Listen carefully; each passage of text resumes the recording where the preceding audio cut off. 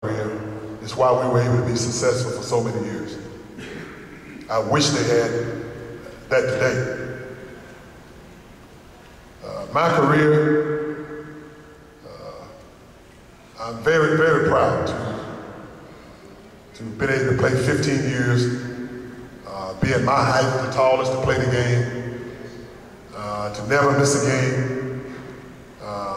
Only practice I missed was when I flew home from my mom's funeral.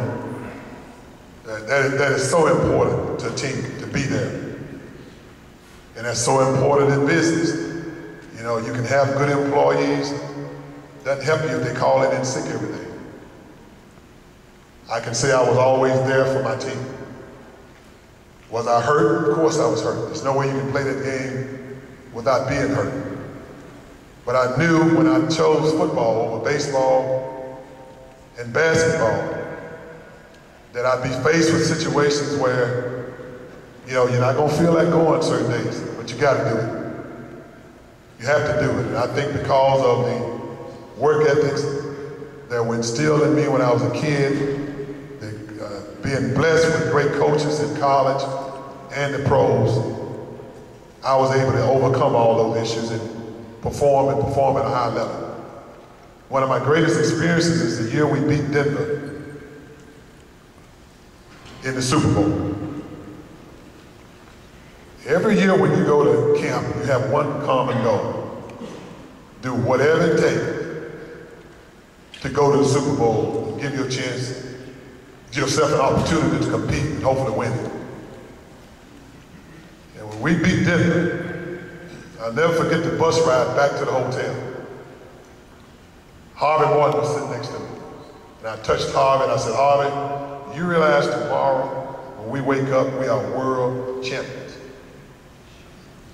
Now, that said, that's something I've been asked many times. What does it feel like? And it's hard to explain in words. And if any of you here have experienced being the best at what you do in anything, you know what I'm talking about. It doesn't matter if it's football, if it's skeet shooting, clay shooting, doesn't matter.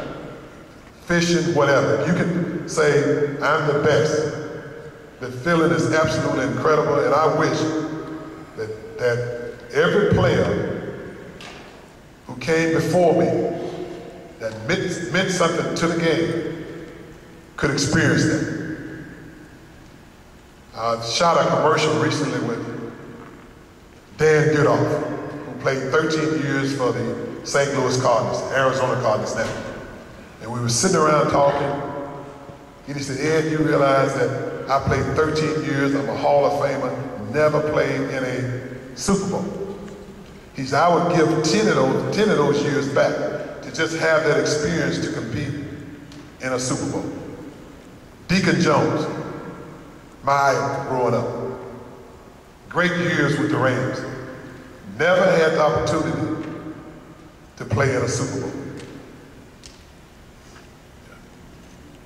And that's why when I look around and I see guys today teams today that I feel underachievers, I often sit down and visit with them individually and tell them that you don't get this opportunity much. Take advantage of it. I look at Dallas the past couple of years. If I were a coach and you asked me to pick what team I want out of all 28 teams, or 32 teams now, I haven't seen any talent more than what Dallas has. And I've often told those guys that one day you're going to sit back and regret not paying that price that you have to pay. I'm so glad I did. I love the fact that I played in the NFL. I look at them as my fraternity brothers. We do a lot of things to help the community, charity-wise. One of my favorites is the NFL alumni. Our motto is care. What made you decide to try boxing? Probably because, again, boxing was big in Tennessee. My father was a big fight fan. When I was a kid, we'd play in the afternoons and get tired of each other and start fights. Our parents would take it, they'd draw a ring with fertilizer. And they'd put us in that ring and say, okay, fight. And they just sat back with their pipes and cigars.